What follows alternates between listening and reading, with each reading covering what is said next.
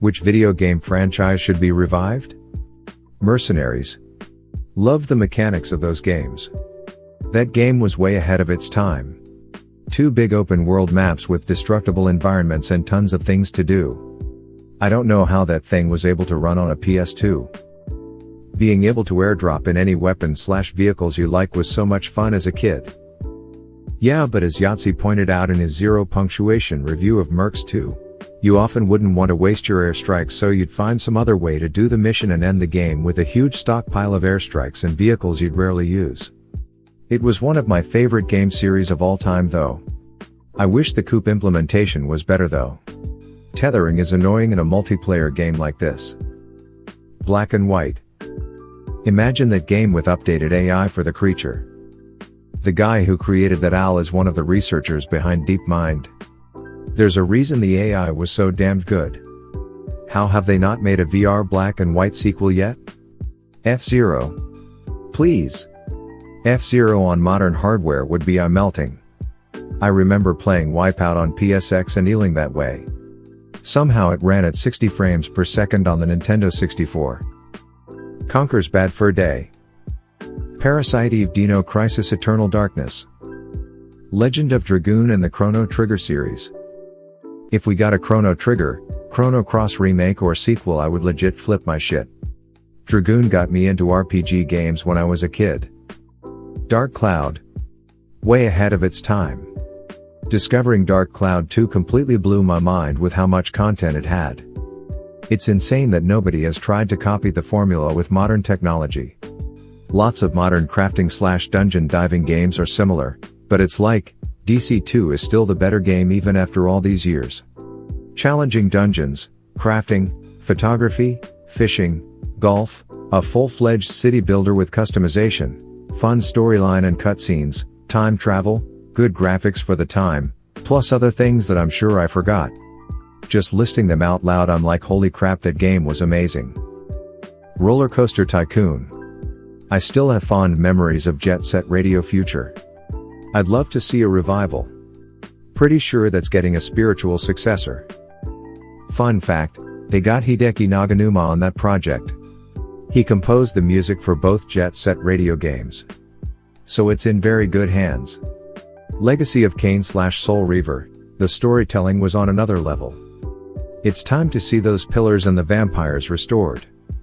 And something done about the Hylian and Elder God. This is my answer to, but only if they can get Amy Hennig back to write it and Simon Templeman to voice Kane. Sly Cooper. Thought of this immediately and had to find it here. Sly 1 to 3 was amazing. Time Splitters. Splinter Cell. Well, you'll be glad to know that Time Splitters is returning.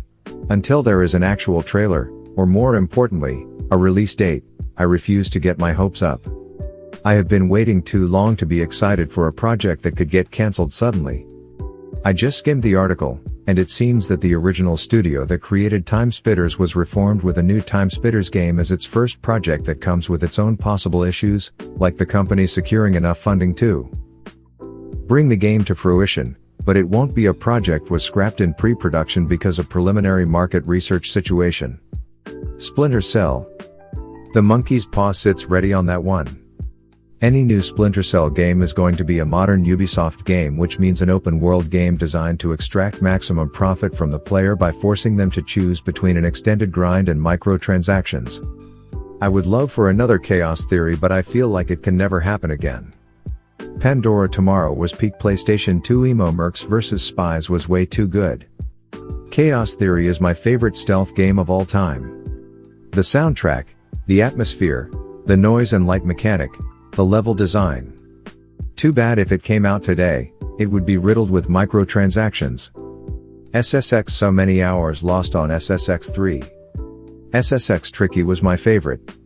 It's tricky to rock a rhyme that's right on time. It's tricky. It's tricky. Does the worm on a snowboard while 90 feet in the air and going 70 miles per hour. SSX Tricky was 10/10 a perfect game to me. Loved that series so much. What I loved about SSX 3 was the sheer absurd arcade Uber system and points that you would accumulate. It was addicting trying to fit in the most spins, rotations or tricks to get Super Uber.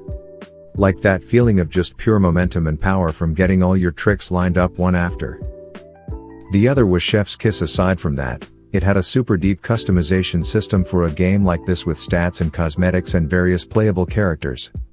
Really great to be able to unlock mountains but then upgrade your character to take it on, whether you spin fast or handle better. My only fear is that, being an EA title, there is no doubt in my mind it would never come back the way we'd imagine. You're going to get microtransactions out the ass for things like cosmetics or even stats. God forbid you introduce loot boxes into the franchise. Command and Conquer, but not with a mobile game. Generals 2 please. Didn't need to be sent to the grave. China will grow larger. Ow. Okay, I will work. Thank you for the new shoes. No one lives forever. It's been ages, and I'm much older so my tastes may have changed, but I recall it being funny and actually fun, with enjoyable stealth mechanics and decent shooting. Edit. Well, shit. If I knew this was going to blow up I'd have put more effort into writing it. But glad to see it struck a chord. You look like you need a monkey is burned into my brain. Yep, scroll to find this. Snowmobile jumping, the sword fight in the house flying in a hurricane. The mimes, scuba, the feel of the AK-47, the music, NOLF 2 was great. The Hurricane trailer park fight still holds up as one of the greatest levels of all time in one of the greatest video game series from that era. The Jedi Knight series I feel like doesn't get enough credit for the platform gameplay, especially Academy. I would love to see more. Edit. Thank you so much for the awards. Glad to know there's plenty more of people like me out there who miss and replay old JK games. The mission you have to pass the Force test to get the lightsaber is very memorable. The Public Commando needs a sequel too. And he's supposed to be the demolitions expert? Army of 2. We need more couch co-op games. The weapon customization in that game was so sick. That was what kept me playing. Having a gold AK-47 with a drum mag, a shield on the front and an underbarrel shotgun made me feel like the ultimate badass MO. The aggro for that must have been insane. I mean, that's how you do it. One person goes max aggro, the other sneaks around and pops him in the back. So glad Metroid is coming back. A few months ago, that would have been my answer. KOTOR, although I believe there is a remake coming soon. Came to say the JK series but I would take KOTOR. Prince of Persia, Dungeon Keeper, Golden Sun. Edit. Wow, this really blew out of proportion. I'm glad to see this franchise still has a lot of fans. D. Seriously. Just give us GS4 so we can finally beat the crap out of Alex and bring peace to Weird. I would be perfectly content to let GS3 end on a cliffhanger and remake/reboot the series somehow. GS3 was only good because it was more Golden Sun, but without GS1 and 2 propping it up, it honestly wasn't that good. Give me a new Golden Sun, in the sprite style of the original. Octopath had proven that a sprite-based RPG can shine on the Switch. A prequel, where the quest revolves around extinguishing the lighthouses in the first place.